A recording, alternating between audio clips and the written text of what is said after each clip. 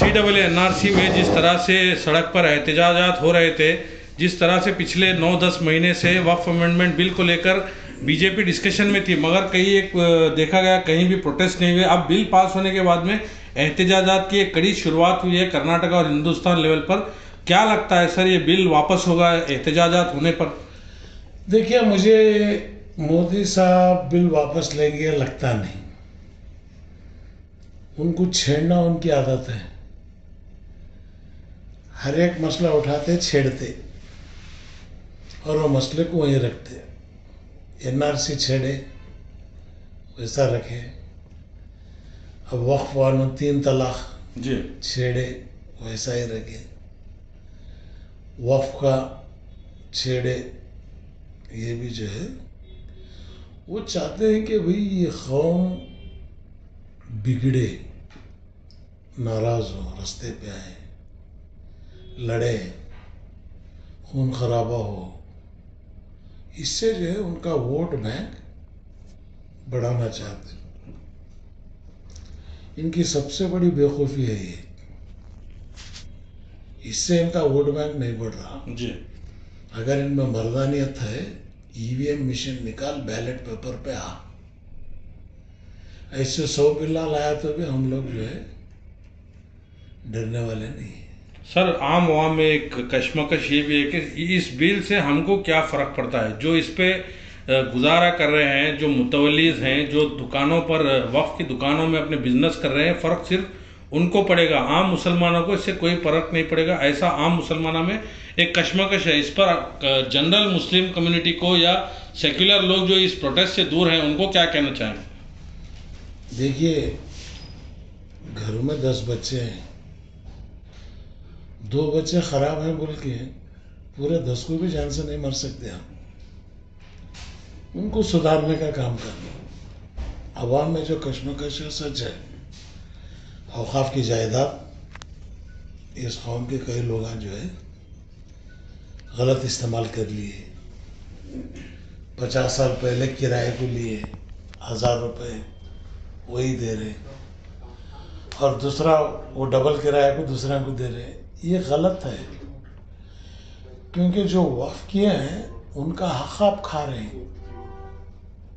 मैं अगर एक 10 दुकानें वक्फ किया अल्लाह के नाम पे जी, कि ये पैसा अल्लाह के नाम पे खर्च हो, गरीबों में खर्च हो, अगर वो नहीं हुआ, कोई दूसरे उसे खा रहे हैं, तो वो अल्लाह के सामने जवाब देना पड़ता जी। देखिए, वक्फ का कानून कोई इंसान बनाया सा कानून नहीं है, ये अल्लाह के रसूल सल्लल्लाहु अलैहि वसल्लम बनाया सा कानून है। करेक्ट। इसलिए आज भी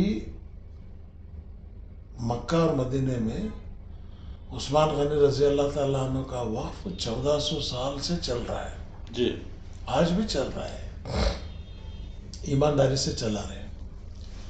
तो यहाँ पर भी जो हजारों की जगह है, और वक्फ मोदी को समझ में नहीं आया वक्फ क्या है। अच्छा। और आम अवाम में ये बात बोल रहे हैं, वक्फ बोले तो कौन सी तब जगह वक्फ बोले तो वक्फ हो गई, नहीं। कोई जगह कभी ये होटल वक्फ है बोल के मैं बोल दिया तो वक्फ नहीं होती। करेक्ट। जब तक इस जगह का मालिक उसे अलल ऐलान डोनेट नहीं करता, और वो भी तहसीलदार ऑफिस में रिकॉर्ड होता, DC के पास जाता है, DC से गवर्नमेंट को जाता, फिर गवर्नमेंट जो है इसको गेजेट नोटिफिकेशन करती, तब जाके यह वक्फ होता। नंबर 1। नंबर 2, कोई जगह आज तक गवर्नमेंट वक्फ को दीश नहीं जी।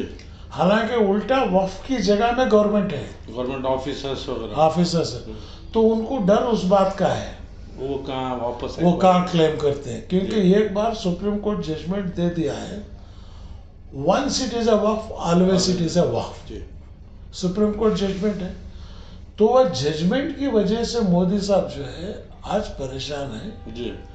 और वो दूसरी तीसरी चीज उसमें ला रहे, वो हिंदुओं को इसमें लाना जरूरत क्या है? छेड़छाड़ है, खामोखा जो है आप छेड़ रहे हैं। सर, कई एक स्टेजेस से मैंने आपके स्पीचेस को कई मंथ से फॉलो किया है। ये भी आपने कहा कि मुस्लिम कम्युनिटी के बाद अदर कम्युनिटीज को भी बीजेपी टारगेट करने का काम करेगी? वो तो जरूर। देखिए अब नेक्स्ट हमारा होते ही क्रिश्चियन का है जी। क्रिश्चियंस का होते ही मठों पे जाते हैं, बसव धर्म के जितने भी मठ हैं जी। क्योंकि बसवण्णा के बिल्कुल एंटी हैं ये लोग। 800 साल पहले जो बसवण्णा को तकलीफ दिए थे लोग, वही लोग आज बरसर इख्तिदार में है। इन्होंने जयंती मना रहे हैं पार्लियामेंट के सामने, गलत। बसवण्णा की फिलॉसफी, बाबा साहेब अम्बेडकर की फिलॉसफी को दिल से नहीं मानते, वोटों के वास्ते जो है इस्तेमाल कर रहे हैं।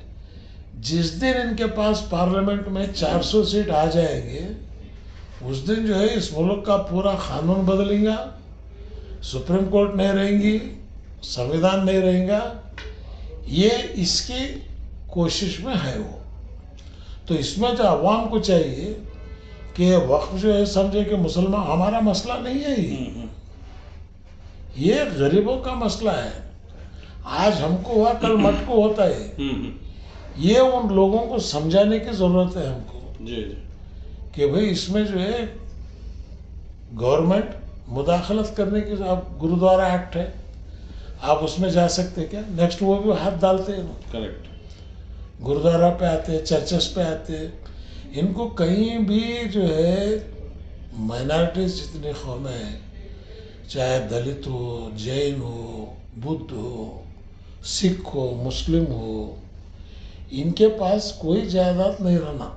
सर यहाँ पर मुसलमानों को परेशान करने के लिए इस तरीके के बिल्स लाए जाते हैं। वहीं देखा जाता है कि गल्फ कंट्रीज के जो प्रिंस होते हैं, शेख होते हैं, उनके साथ काफी गहरी दोस्ती दिखाई जाती है नरेंद्र मोदी जी की ऑन स्क्रीन पर। इस पर क्या कहना चाहें? और घर चलना ना घर चलना ना जी। ये इसे बोलते हैं मुनाफिकत।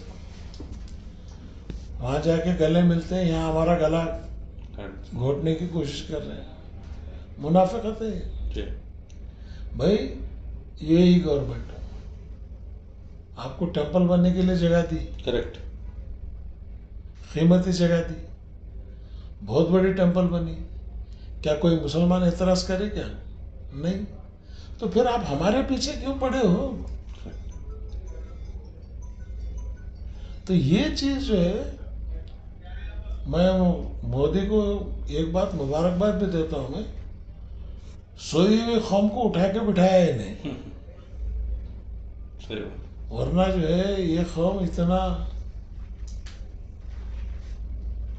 बाशऊर कभी भी 70 साल में इतनी तादाद में बाहर नहीं निकले।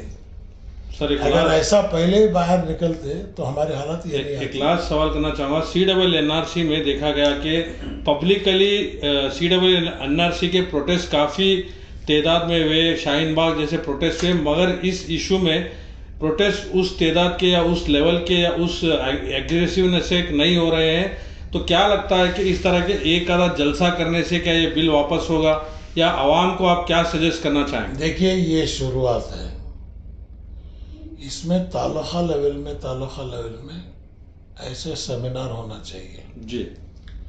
तमाम कौमों के लीडरों को बुला के उनको बोलना चाहिए कि भाई वफ़ क्या है जी, हम क्यों लड़ रहे हैं। उनके दिमागों को क्लियर करना है। उनके अंदर एक खौफ है, भाई ना हर चीज़ को वक़्फ बोल रहे, हर जगह को वक़्फ बोल रहे। भाई जो चीज़ शाहजहां मस्जिद बन गया वो वक़्फ है जी, वो नहीं बोल के आप कैसा बोल सकते हैं? ताजमहल वो भी वक़्फ है भाई, कुतुब मीनार वो भी वक़्फ है। जो भी मुस्लिम बादशाह गुजरे ये मुल्क को एक निशानी दे के गए हैं। मोदी ऐसी निशानी को कोई दूसरा दिखा सकता क्या? नहीं, क्योंकि उनको मुल्क के अंदर मुल्क की मोहब्बत थी। लाल किला बंद है, वही लाल किले पर खड़ के आज तो तकरीर कर रहा, तुम्हारे चिचा बंदे सो, तुम्हारे दादा बंदे सो, हमारे नाना शाहजहां बंदे सो है, हमारा फख्र है। 800 साल हुकूमत की है हम लोग, लेकिन कभी धर्म परिवर्तन की कोशिश नहीं की है। 800 साल मुसलमान की हुकूमत के बावजूद भी मुस्लिम जो है सिर्फ 20% है, क्योंकि कुरान कहता है ला इकराह फिद्दीन, दीन के अंदर ज़बरदस्ती नहीं है। लकुम दीनकुम वलिय दिन, तेरा दिन तेरे साथ, मेरा दिन मेरे साथ। हम लोग कोई जबरदस्ती आओ बोल के बुला रहे नहीं। एट द एंड में आवाम को क्या कहना चाहेंगे सर? आवाम को मैं ये कहता हूँ, देखिए वक्त की जायद कोई खा रहा कोई पी रहा, ये देख के जो है आज हमारे कब्रिस्तान है वो भी वक्फ है, हमारे बाप दादा गड़े हुए हैं। अगर ये बिल पूरे आ जाती तो गवर्नमेंट कभी भी कब्रिस्तान के ऊपर कब्जा करती।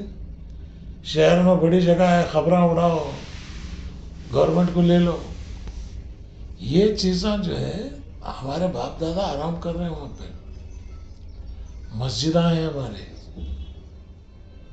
जहाँ आपका अल्लाह की इबादत करते हैं आप, इसका पूरा जो है हुकूक कंट्रोल ये तुम्हारे हाथ से निकालने की कोशिश कर रहे हैं। छोटी ये गलती के वास्ते जो है हमें बड़ा अजाब को नहीं ले सकते। हाँ, कर्नाटक का जहाँ तक सवाल है, अली बाबा वक्फ बोर्ड चेयरमैन बने हैं, मुझे उम्मीद है कि उनकी रहबरी में जो भी चीज़ें हुई हैं उसे सुधारने की कोशिश करेंगे। ये 5 साल 10 साल में नहीं होता, सालों से होता। हर गांव में मसला है। करेक्ट। हर गांव में औकाफ की जायदाद पर जो है गैर कानूनी कब्जा है। तो इसलिए ये बार बार बीजेपी वाले बोलते हैं सीएम इब्राहिम बाप की जगह ले। मैं बोला अगर तू तेरा बाप का बेटा है, अगर ये हुकूमत में मर्दानियत है, सीबीआई इंक्वायरी कराओ। 1 इंच जगह कहीं सीएम इब्राहिम के पास है, मैं आपको पब्लिकली बोल रहा हूँ जी। ऑलरेडी मैं हाईकोर्ट में केस फाइल कर रहा हूँ कि भाई सीबीआई इंक्वायरी कराओ। वो कराने कौन भी तैयार नहीं है, सिर्फ बाहर बोलने के फिर रहे। Thank you sir.